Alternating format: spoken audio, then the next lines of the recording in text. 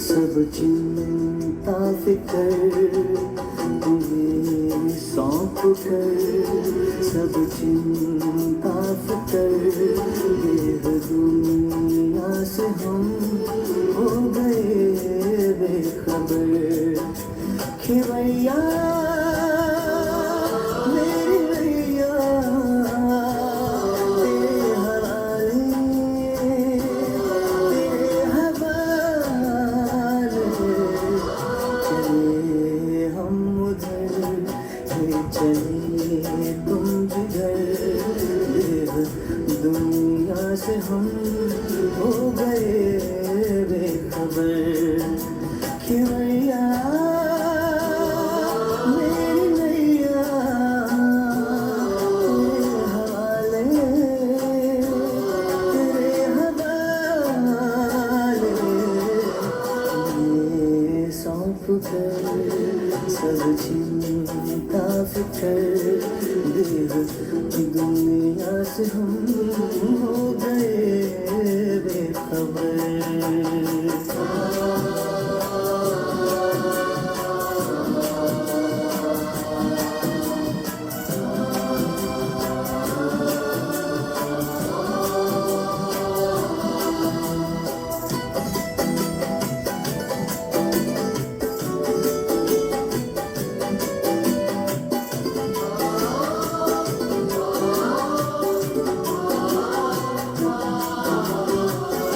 सोचूं भी क्या सोचने से भी पहले बन जाते काम मेरे करने से पहले। ओ सोचूं भी क्या सोचने से भी पहले बन जाते काम मेरे करने से पहले, बन जाते काम मेरे करने से पहले। ऐ खुदा दोस्त तारीफ क्या मैं करूं, ऐ खुदा दोस्त तारीफ क्या मैं करूं। ये सब है तेरी खूबियों का असर। खेवैया मेरी नैया तेरे हवाले, तेरे हवाले।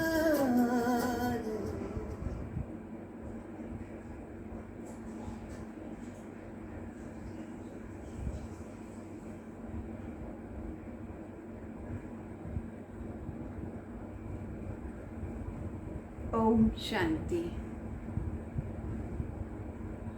आज 11 सितंबर 2020 के बाप दादा के मधुर महावाक्य सुनेंगे।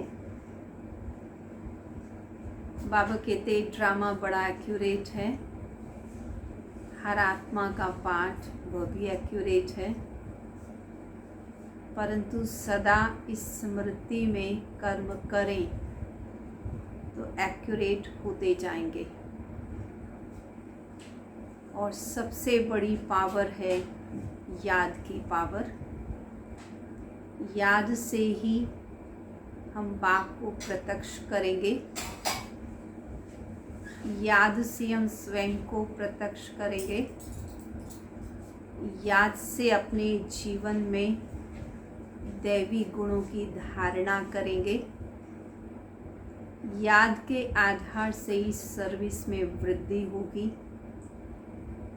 याद ही जौहर है, जिस जौहर के आधार से जो भी कार्य करेंगे उसमें हम सफल होंगे।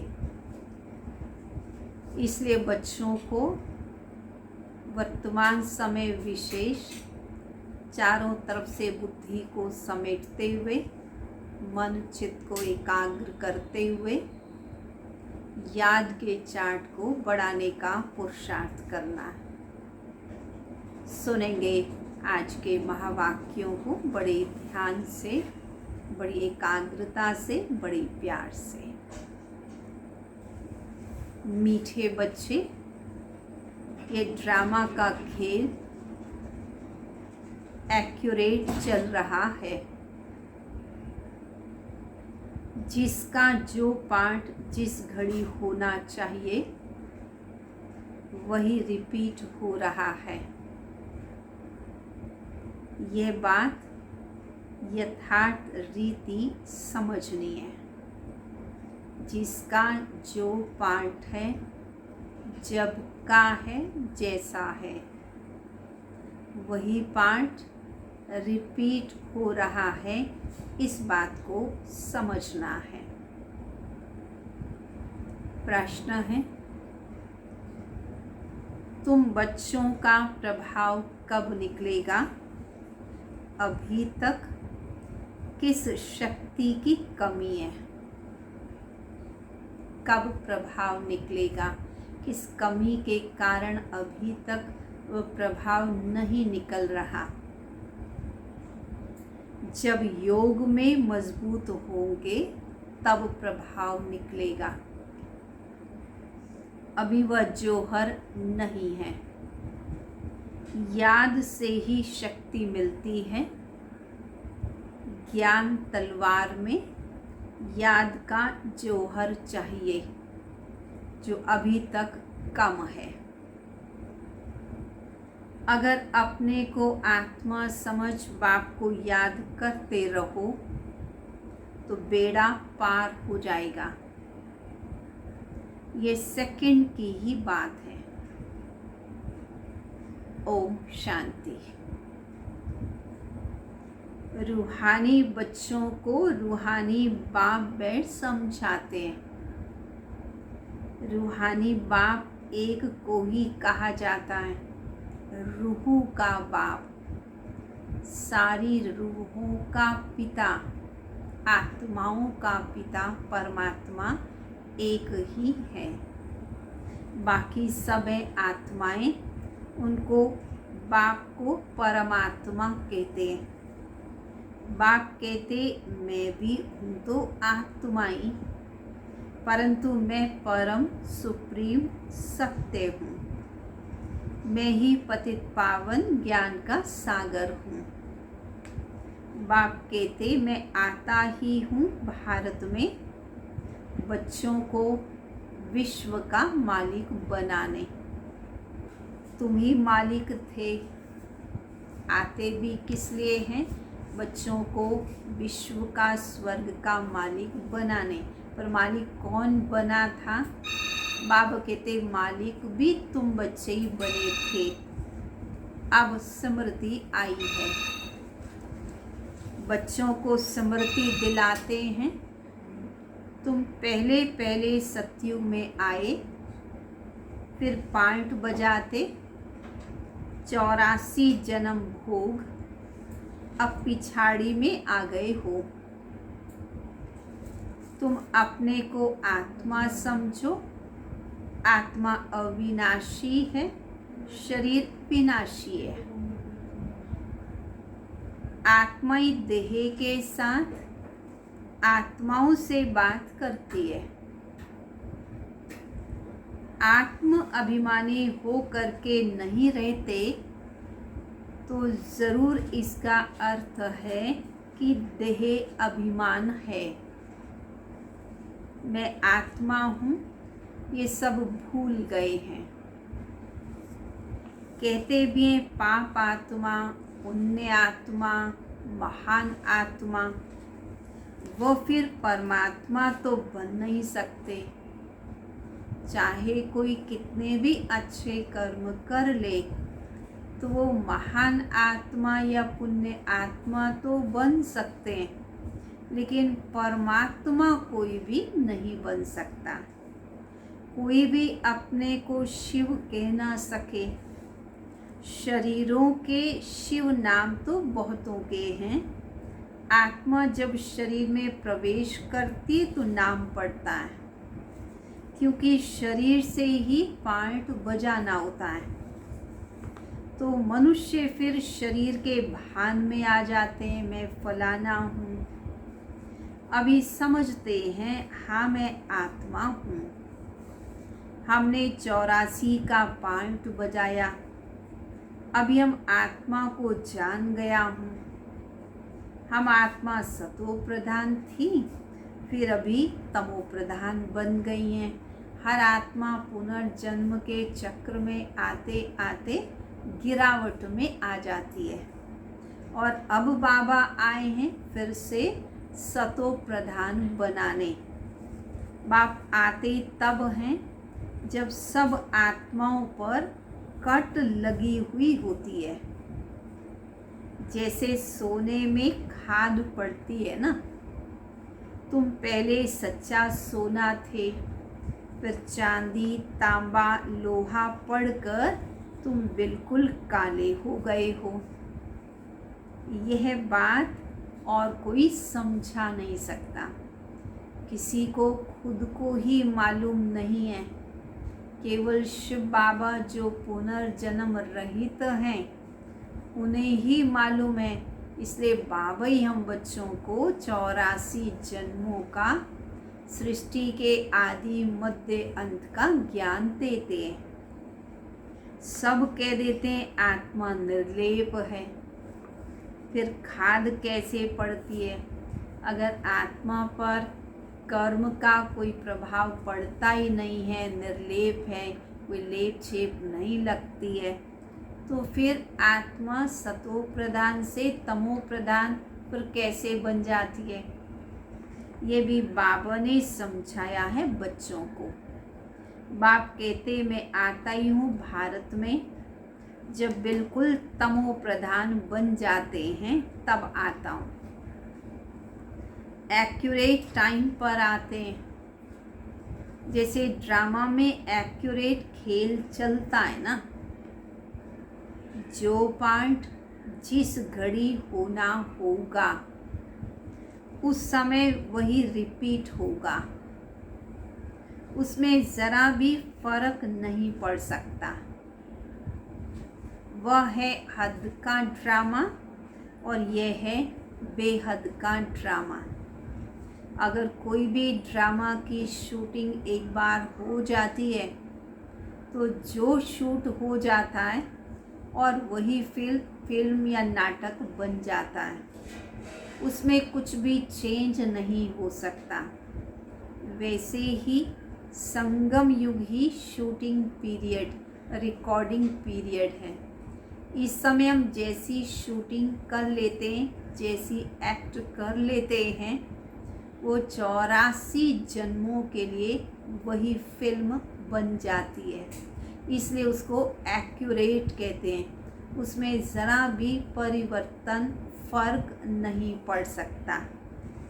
ये बहुत महीन समझने की बातें हैं। बाप कहते तुम्हारा जो पार्ट बजा वह भी ड्रामा अनुसार।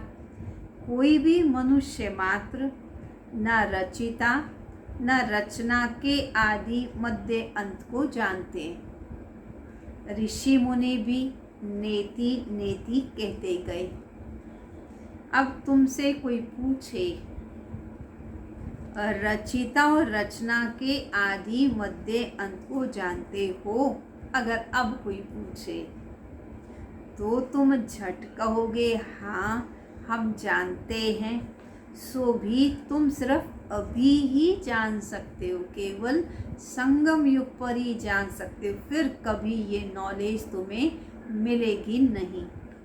बाबा ने समझाया तुम ही मुझ रचिता और रचना के आदि मध्यंत को जानते हो। अच्छा, ये लक्ष्मी नारायण का राज्य फिर कब होगा? क्या लक्ष्मी नारायण जानते होंगे? नहीं, उनको खुद को भी मालूम नहीं रहेगा। ये भी वंडर है। तुम कहते हो हमारे में ज्ञान है, ये भी तुम समझते हो। बाप का पार्टी एक बार का है। तुम्हारी एम ऑब्जेक्ट ही है कौन सी? लक्ष्मी नारायण बनने की। बन गए फिर तो पढ़ाई की दरकार नहीं रहेगी। लक्ष्मी नारायण जब बन जाएंगे फिर तो पढ़ने की ज़रूरत नहीं रहती, इसलिए वहाँ पर नॉलेज नहीं रहती। बैरिस्टर बन गए सो बन गए, फिर पढ़ने की ज़रूरत नहीं रहती। बाप जो पढ़ाने वाला है उनको तो याद करना चाहिए ना। तुमको सब सहज करके बताया जाता है। बाबा बार बार तुम्हें कहते हैं, पहले तुम अपने को आत्मा समझो। मैं बाबा का बच्चा हूँ, मैं आत्मा हूँ, ये बुद्धि में लाओ। पहले तुम नास्तिक थे, अभी तो आस्तिक बन गए हो। इन लक्ष्मी नारायण ने भी आस्तिक बन कर के ही ये वर्षा लिया जो अभी तुम ले रहे हो। अभी तुम आस्तिक बन रहे हो। आस्तिक नास्तिक ये अक्षर इस समय के हैं। वहाँ सतयुग में तो ये अक्षर होते ही नहीं, पूछने की बात ही नहीं रह सकती। या प्रश्न उठते हैं तब तो पूछते हैं। रचिता और रचना को जानते हो तो कह देंगे नहीं जानते। बाप ही आकर अपना परिचय देते हैं और रचना के आदि मध्यंत का राज भी समझाते हैं। बाप है बेहद का मालिक, रचिता। बच्चों को समझाया गया है और धर्म स्थापक भी यहाँ ज़रूर आते हैं। तुमको साक्षात्कार कराया था, इब्राहिम, क्राइस्ट आदि कैसे आते हैं। वह तो पिछाड़ी में जब बहुत आवाज़ निकलेगा, जब तुम बच्चों की प्रत्यक्षता हो जाएगी, तब ऐसे बड़े बड़े गुरु, धर्म पिता आदि भी आएंगे। बाप कहते, बच्चे अभी क्या पुरुषार्थ करना है, देह सहित देह के सब धर्मों का त्याग कर मुझे याद करो। अभी तुम सम्मुख बैठे हो, अपने को देह नहीं समझना, क्या समझना है, आत्मा समझना है। अपने को आत्मा समझ बाप को याद करते रहो तो बेड़ा पार हो जाएगा। सेकंड की बात है, मुक्ति में जाने के लिए भक्ति आधा कल्प करते हैं, लेकिन कोई भी आत्मा वापस जा नहीं सकती। 5000 वर्ष पहले भी बाप ने ये समझाया था, अभी भी समझाते हैं। श्री कृष्ण ये बातें समझा नहीं सकते, उनको बाप भी नहीं कह सकते। बाप है लौकिक, अलौकिक और पारलौकिक। हद का बाप लौकिक, बेहद का बाप पारलौकिक आत्माओं का। और यह एक है संगम युगी वंडरफुल बाप, इनको अलौकिक कहा जाता है। प्रजापिता ब्रह्मा को कोई याद ही नहीं करते, जबकि ब्रह्मा है ग्रेट ग्रेट ग्रैंडफादर। ये बुद्धि में नहीं आता है। कहते भी हैं आदि देव, एडम, आदि पिता, महावीर। ये ब्रह्मा के ही अनेकों टाइटल रख दिए। मंदिरों में भी आदि देव का चित्र है। तुम वहाँ जाओगे तो समझेंगे ये तो हमारा ही यादगार है। तुम ऐसे चित्रों को देख करके, मूर्तियों को देख करके समझते हो ये हमारे यादगार चित्र व मूर्तियाँ हैं। तुम्हें उन मूर्तियों को देख करके बाबा कहते नशा चढ़ जाना चाहिए। बाबा भी बैठे हैं, हम भी बैठे हैं। यहाँ बाप चैतन्य में बैठे हैं, वहाँ जड़ चित्र रखे हैं। ऊपर में स्वर्ग भी ठीक है। जिन्होंने मंदिर देखा है वो जानते हैं कि बाबा हमको अब चैतन्य में राजयोग सिखा रहे हैं। फिर बाद में मंदिर बनाते हैं। यह स्मृति में आना चाहिए कि यह सब क्या याद आना चाहिए कि ये सब हमारे यादगार हैं। ये लक्ष्मी नारायण अब हम बन रहे हैं। हम ही लक्ष्मी नारायण थे और अब फिर क्या पुरुषार्थ कर रहे हैं, फिर से वही लक्ष्य हमारा है और फिर से हम लक्ष्मी नारायण बनने का पुरुषार्थ कर रहे हैं। अब फिर घर जाकर फिर राम राज्य में आएंगे। पीछे होता है रावण राज्य, फिर हम वाम मार्ग में चले जाते हैं। बाप कितना अच्छी रीति समझाते हैं।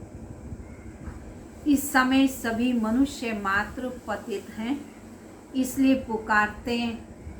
इसलिए क्या पुकारते हैं, कैसे कहते हैं भगवान को, हे पतित पावन आकर हमको पावन बनाओ, दुख हर कर सुख का रास्ता बताओ। कहते भी हैं भगवान जरूर किसी वेश में आएंगे, ये भी विश्वास है। अब कुत्ते बिल्ली ठिक्कर बित्तर आदि में तो नहीं आएंगे, आएंगे ज़रूर, ये भी सत्य बात है, परंतु किसी जानवर या पक्षी या किसी भिखारी के तन में तो नहीं आएंगे। गाया हुआ है भाग्यशाली रथ। बाप खुद कहते हैं मैं इस साधारण तन में प्रवेश करता हूँ, ये अपने जन्मों को नहीं जानते, तुम अभी जानते हो। इनके बहुत जन्मों के अंत में जब वानप्रस्थ अवस्था होती है तब मैं प्रवेश करता हूँ। भक्ति मार्ग में पांडवों के बहुत बड़े बड़े चित्र बनाए हैं। रंगून में बुद्ध का भी बहुत बड़ा चित्र मूर्ति है। इतना बड़ा तो कोई मनुष्य होता नहीं है जितने बड़े यादगार चित्र बना दिए हैं। बच्चों को तो अब हंसी आती होगी। रावण का चित्र भी देखो कैसा बना देते हैं, दिन प्रतिदिन और ही बड़ा करते जाते हैं। ये क्या चीज़ है जो हर वर्ष जलाते हैं? ऐसा कोई दुश्मन होगा जो उसे हर वर्ष जलाते हैं। दुश्मन का ही चित्र बनाकर जलाया जाता है। जब किसी से दुश्मनी होती है, गुस्सा आता है, तब उसका चित्र या मूर्ति बनाते हैं, बुत बनाते हैं और जला देते हैं। अब रावण कौन है, कब दुश्मन बना, क्यों दुश्मन है, क्यों हर वर्ष जलाते हैं, इस दुश्मन का किसी को भी पता नहीं है। इसका अर्थ कोई भी जानते नहीं है। बाप समझाते ये सारी दुनिया ही रावण संप्रदाय है और तुम हो राम संप्रदाय। तो तुम्हारे कर्म कैसे होने चाहिए? श्री राम जैसे मर्यादा पुरुषोत्तम। अब बाप कहते ग्रस्त व्यवहार में रहते कमल फूल समान बनो और मुझे याद करते रहो। कहते हैं बाबा हंस और बगुले फिर इकट्ठे कैसे रह सकते हैं? विचारों में अभी भिन्नता होती है, फिर खिटखिट होती है। सो तो ज़रूर होगा। बाबा कहते जब हैं ही अलग अलग विचारों के तो ज़रूर कुछ ना कुछ खिटखिट भी होगी, सहन करना पड़ेगा। इसमें बड़ी युक्तियाँ भी हैं। बाप को कहा जाता है रांझू रमजबाज।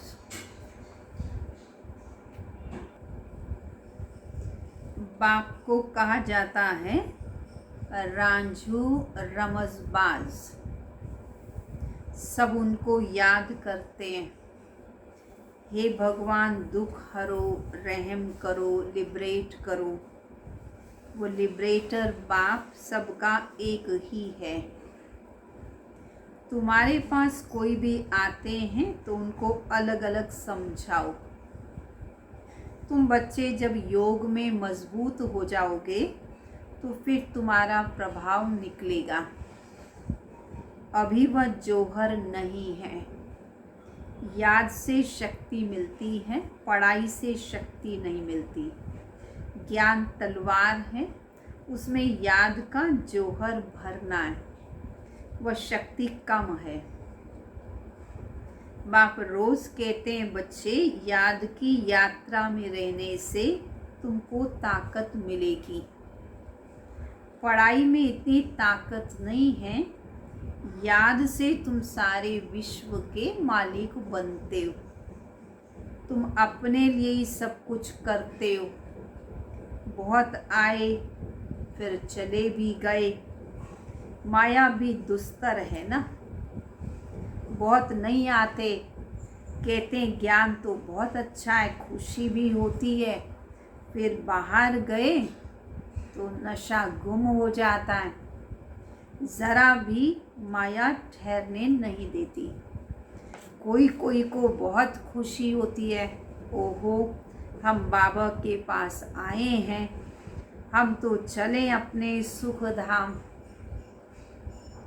बाप कहते अभी पूरी राजधानी स्थापन ही कहाँ हुई है। तुम इस समय हो ईश्वरीय संतान, फिर होंगे देवताएं, तब तो डिग्री कम हो जाएगी। ईश्वरीय संतान तो सबसे ऊंच ठहरे। मीटर में पॉइंट्स होती है ना, फिर धीरे धीरे कम होती हैं पॉइंट्स। तुम अभी एकदम ब्राह्मण माना ऊंच बनते हो, फिर कम होते होते नीचे आ जाते हो। सीढ़ी नीचे उतरनी ही है। अब तुम्हारी बुद्धि में सीढ़ी का ज्ञान है। चढ़ती कला तेरे भाणे, सर्व का भला ये भी कहते हैं। तो संगम युग पर ही चढ़ती कला होती है, फिर धीरे धीरे उतरती कला होती है। शुरू से लेकर इस चक्र को अच्छी रीति समझना है। इस समय तुम्हारी चढ़ती कला होती है क्योंकि तुम बाप के साथ हो। ईश्वर जिसको मनुष्य सर्वव्यापी कह देते, वह बाबा मीठे मीठे बच्चे कहते रहते हैं और बच्चे फिर बाबा बाबा कहते रहते हैं। बाबा हमको पढ़ाने आए हैं, आत्मा पढ़ती है, आत्मा ही कर्म करती है। हम आत्मा शांत स्वरूप हैं, इस शरीर द्वारा कर्म करते हैं। ये अशांत अक्षरी तब कहा जाता है जब दुख होता है। दुख के कारण ही अशांति होती है। बाकी शांति तो हमारा स्वधर्म है। बहुत कहते हैं मन की शांति हो। अरे आत्मा तो स्वयं ही शांत स्वरूप है, घर भी शांति धाम है।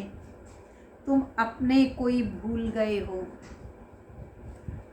तुम तो शांति धाम के रहने वाले थे, शांति वहाँ ही मिलेगी। आजकल कहते हैं एक राज्य, एक धर्म, एक भाषा हो।